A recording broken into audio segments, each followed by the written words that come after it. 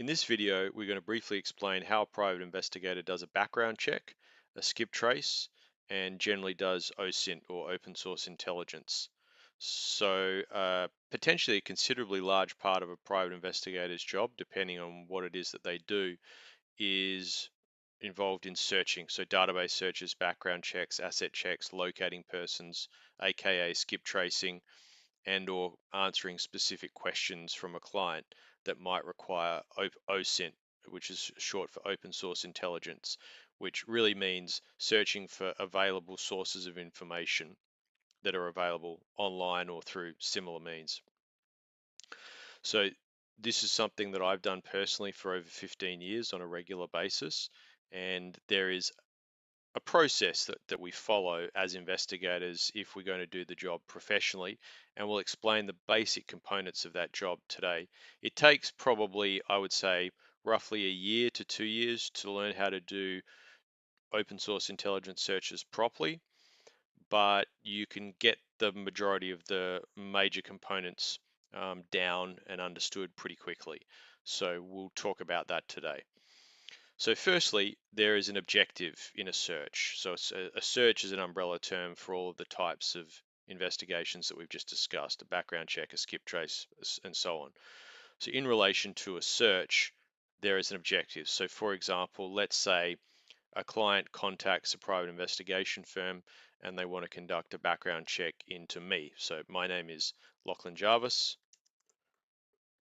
Let's say this client has very limited information available about me. So they just know I'm in my mid 40s and that I live in Sydney, Australia. And that's the only information they have. So if that client wants a background check, then there are usually three main elements to the background check. The first element is searches online. And that's typically something that is quite easy for people to understand because that's something that virtually everyone who's used the internet, and that's just about everyone who's alive today, vast majority of people at least, they've used the web to browse. So if we were to search the name of the person that we're investigating, the subject person, then it will bring up results that are listed online under this name. Now, of course, in certain circumstances, if we're searching for a John Smith or a person with a very common name, this component will be much harder. In fact, the whole investigation will be much harder because there will be a significantly higher number of results. Fortunately, Lachlan Jarvis is not an extremely common name. It's becoming more common, although it used to be quite rare. And so we can see, for example, that in LinkedIn, it states that there are multiple, around 9 or 10 listings for persons with this name in Australia. Now, this could be, some of these could relate to the same person. One or more of these might be a fake or an alias, or they might all just be results for different persons who are of interest. So we can see these interests. These are potentially of interest. We don't know yet. As we go through the course of a Google search, a web search, we'll come across results and we'll start to be able to categorize the listings, the results into different categories. So for example, if we don't, in this instance, all we know is that there's a person with this name in his mid 40s in Sydney, Australia. So at this stage, it appears as though there is a person with this name who's a private investigator, but we don't yet know if that person is of interest. Now, as we learn more, as we go on, there are different results. So there's private investigator, there's a person who's involved in films in some respect. There's a BT50, I think that's a vehicle. So there's a person who's perhaps a mechanic or a person with interest in vehicle. And that might be the same person. Or it might be two different people. So as you go through web results, what you will begin to do is you'll begin to categorize results that are potentially of interest and results that are not of interest. So we can, if we can identify that any of the persons who are listed are significantly older than their mid 40s or younger than their mid 40s, those results won't be of interest and we'll discard them. But for results that are potentially of interest, we will save these listings. So for example, here is a listing in relation to a person with the name of Lachlan Jarvis, who's a private investigator. We don't know his age yet, but we will save this link and we'll put this in the report because it might be relevant, and we can take it out later if we want to, but at least we have a record of it there. And you'll go through and you'll need to keep a record of any and all results that are potentially of interest until we can determine whether they relate to our subject. Now, this is a relatively limited range of information that we've been provided. Usually we would be provided with more information than that, but sometimes, as I said, the details are sparse or the names are very common, and so in those circumstances there's potentially a great deal of work involved in working out um, which of the results relate to the subject, if any. So that's the first, we said today we're going to talk about some components. That's the first component of a background check or a skip trace or a search is uh, web searches. And this is not necessarily the order that I do it in. In fact, typically I would be doing web searches at the end after having done the other components, but I thought I would start with it because it's something that is easy for people to understand because they've done it before and they know how Google works in most instances. And I mean, there are a range of searches that you can conduct. So you can, if you're not getting the results that you're interested in, you can modify the words that you're searching. So you can search Lachlan Jarvis from Sydney, and we get a Lachlan Jarvis who works at Woolworths. And so this person appears to be in Sydney. So we would add that to our report, and that'd determine whether that result might be of interest or might not be. So that's there. That's a pretty broad overview of web open source intelligence searches. We'll get probably a whole bunch of listings. We'll try and identify different persons. Maybe there's one, two, three, four, five, or more persons of interest, and we'll try to categorize those listings that come up under those different identities. And ideally, we'll work out before too long which result or results relate to our subject.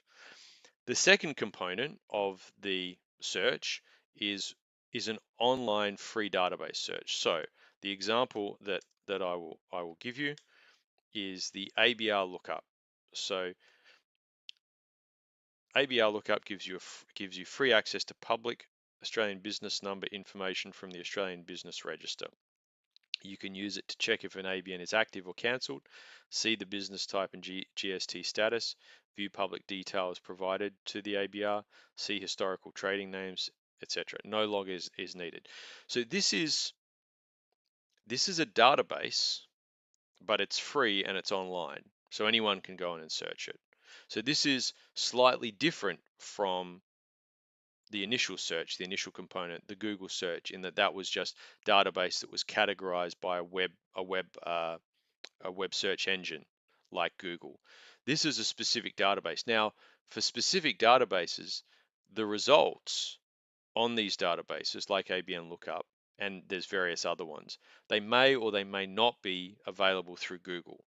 So I might be able to do some of these searches, and if I don't do the searches through the particular databases, the results will never become apparent to me through the Google search.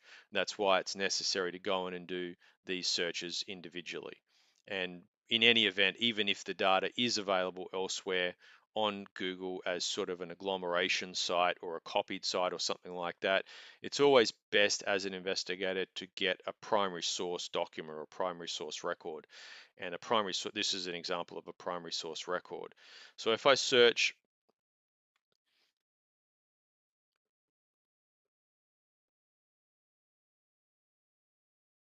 now on this database, what we have a whole bunch of listings, and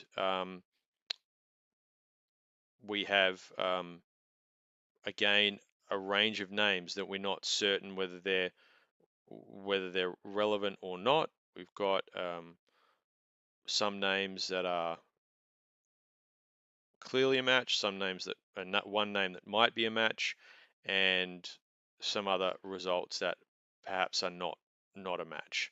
So we go through and we try and work out what is relevant out of these listings. So when we do the ABN search, there are a range of names we're not certain at this stage whether they're of interest or not. They may be, so we will typically copy this information or copy any listings that could be of interest, and again put that into the report. And then ideally, again, that will help us solidify our understanding of the different persons and identify which results relate to which person and narrow down the results. And so, for example, one or more of these ABN results, I know just from happenstance, because the person shares the same name as me, that the person is to which these local results relate, he's a younger person than me. So that would enable an investigator, if he could identify the age of this other person, to rule out this person as a person of interest if the investigator is looking for me, if I'm the subject of the search, because we already know that I'm in my mid 40s. So we can go in and work out whether these results are relevant, and if they are, we add them. Even if they're not, I'll still add them just so I can consider them. Okay, so we've done component one, which is the open source searches on the web. We've done component two.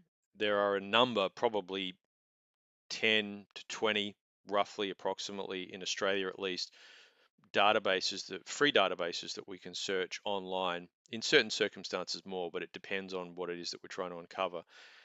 In the nature of the ABN lookup, where in order to make sure that we get the results that are relevant, we actually go in to the free online web resource and we conduct a search under the name or the details of the subject person, and we see if there is a result. So they are the first two components.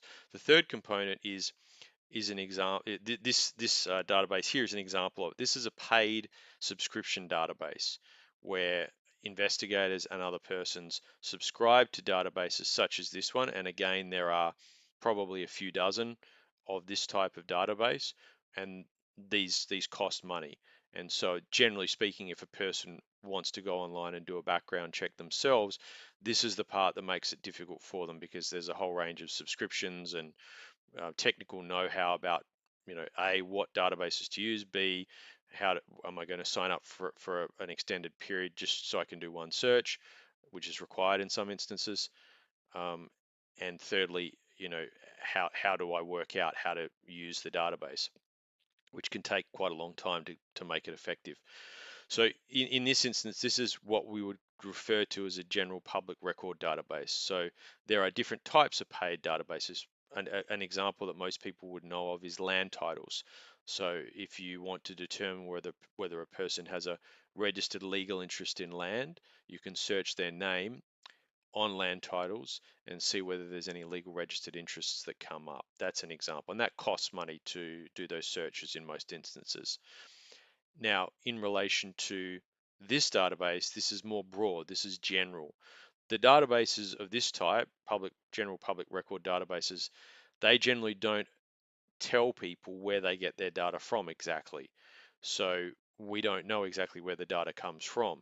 But these databases are quite useful depending on them. And the fact that I brought this database up is not necessarily an endorsement of this database. This is just an example that was readily accessible. And so in databases such as these, there are a range of ways to search. It's a little bit more, depending on the database, it can be more flexible than other like free databases or some types of online searches, because in this instance, you can search using a name, components of a name, a phone number, an email address, a street address, and so on. So you can potentially reverse search an address using this type of thing. You can say, well, I want to know who lives in that particular house. I don't know the identity of that person, and this database will potentially enable you to identify that person if the person's name is listed. Now, these databases are not comprehensive. Land titles is comprehensive, or it's supposed to be comprehensive. So it's supposed to be a correct and definitive and comprehensive collection of all the results that relate to that show an interest in land in New South Wales. This is not a comprehensive database. So I could search an address at next door, and there might be no one listed, even if there is a person known to be resident there. So that this is what we would call a non-comprehensive database versus a land titles, which would be considered to be a comprehensive database, or I mean it should be. So if we search my name, we will have some results come up. We'll see how many. and there is only one, and that is a result, a historical result for me. And it's in fact correct. I was resident at that address in 2004, which is now over 20 years ago. But this in and of itself, I mean, it's not going to be much help if the investigator or the client is trying to locate me. Well, I haven't lived there in over 20 years, so it's not going to help them in that respect. However, the information might be of assistance. It might help in a background check, and it might help to locate me, because what you can then do as a next step is you can search on the address. So if you search on the address, that will then bring up a list a list of other results for persons who have also been resident there. So it might show some family members of mine from around the time that I lived there, and it may show people who lived there before or after me, and that might help. So for example, if we go off and then we endeavor to locate a family member of mine, and I come into contact with that family member, then that might assist someone to endeavor to locate me.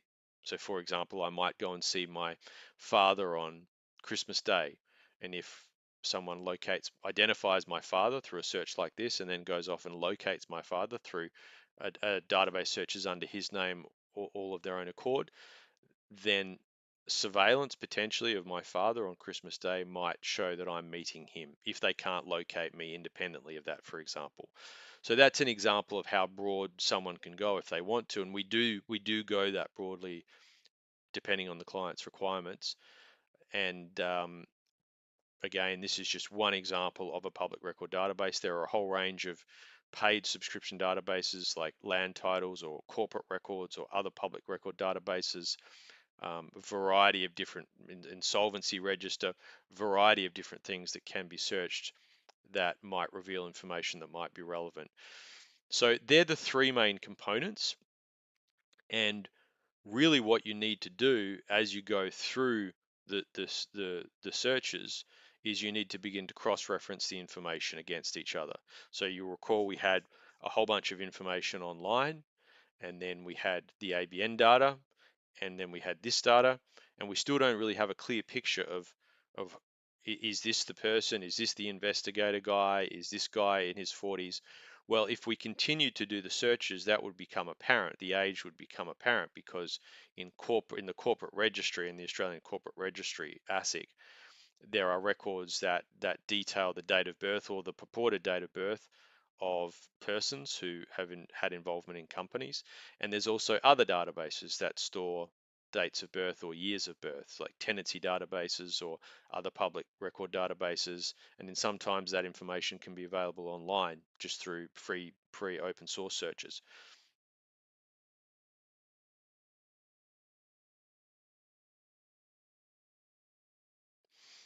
So you might be able to identify the age, and then you can tie that to the results that we found and identify that this person is the person who's of interest.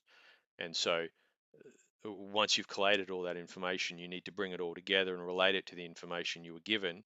And then that might enable you to work out who's who, identify the subject amongst the results, and then write the report on that subject, excluding the other results that are not of interest. So that's an example of how we do it in basic terms with the different components. This is a very simple example. Usually there's a lot more to it than this. There's a lot more searching, a lot of databases. Sometimes there's very little information. Sometimes there's a great deal. It just depends on what it is that we're searching. We never know what the outcome is until we search. In any event, that gives you a summary of how investigators do this kind of work.